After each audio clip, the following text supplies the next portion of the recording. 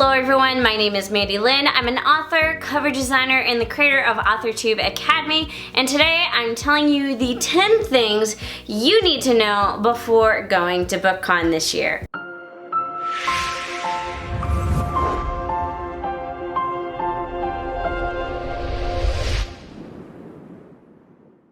So I've gone to BookCon many times, and I've gone for one day, I've gone for 2 days, I've learned a lot, and I'm telling you the things I wish I had known before I had gone to BookCon in the past. Now I will be there this year, but I'll be there as a vendor. I'll be selling signed copies of my book, as well as Bethany Altazada will be joining me. We are sharing a booth, so if you'd like to visit us, we are booth number 3026. You can get signed copies of our books like these right here, or you can just stop by and say hello. But anyways, I am moving on, and I'm gonna let you know some tips so you can make the most out of BookCon this year. Tip number 1 is buy your tickets in advance. Now the reason I say buy them in advance and not at the door is that when you buy them in advance, you get your confirmation number right away, which unlocks your autograph tickets. Which brings me on to tip number 2, which is getting your autograph tickets.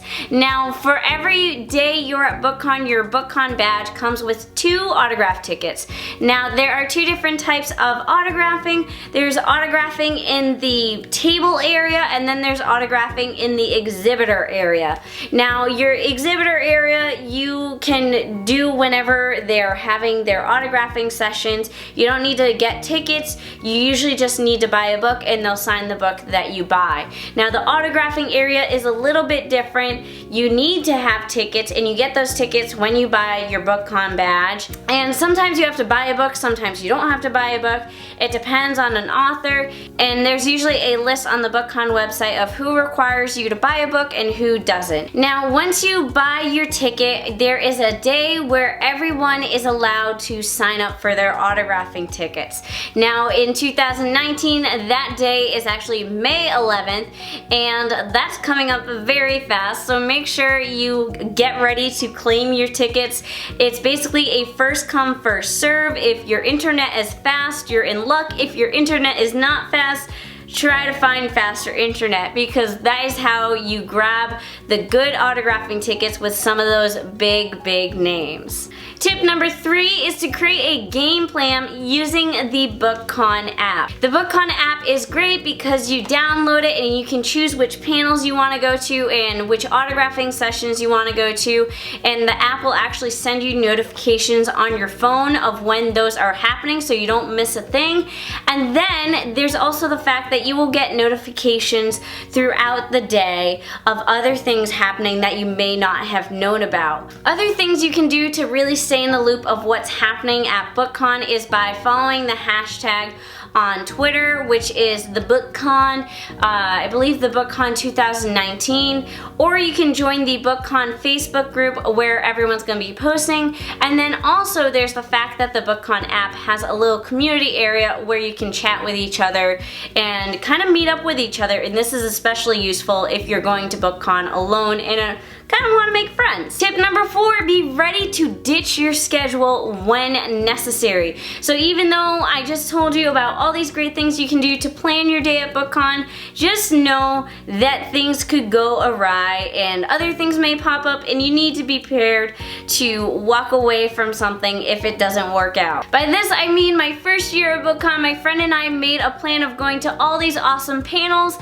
What we did not take into account was basically everything else. We didn't take into account signings or ARC drops or anything like that. So we ditched our entire schedule and just roamed around and hoped for the best. What I like to say is choose 1 or 2 things a day that you really want to go to and base yourself around those, and anything else you can grab along the way is awesome. Tip number 5 is divide and conquer. This is actually what some of my friends did last year.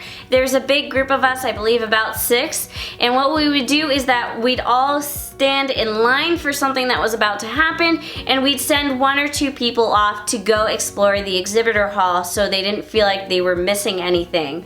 Now, if you're in a big group, I don't want you to just have one person stand in line and have everyone else go and explore, because when those people come back later, anyone who's been standing in line for a long time is gonna be very angry. So if you're in a big group, don't split yourself up more than half. Now, if there's just 2 of you, it's totally okay for just one person to stand in line and one person go and explore. Just make sure that you don't explore for too long. Let's say if you get there an hour early, explore for 15 minutes and then come back, and then let the other person explore for 15 minutes and then come back. It's very frustrating if someone stayed put for an hour and the 2 people that were in front of you were just like missing the whole time. So just kind of be courteous of other people as well. With that said, it's time to move on to the next tip, which is arrive early.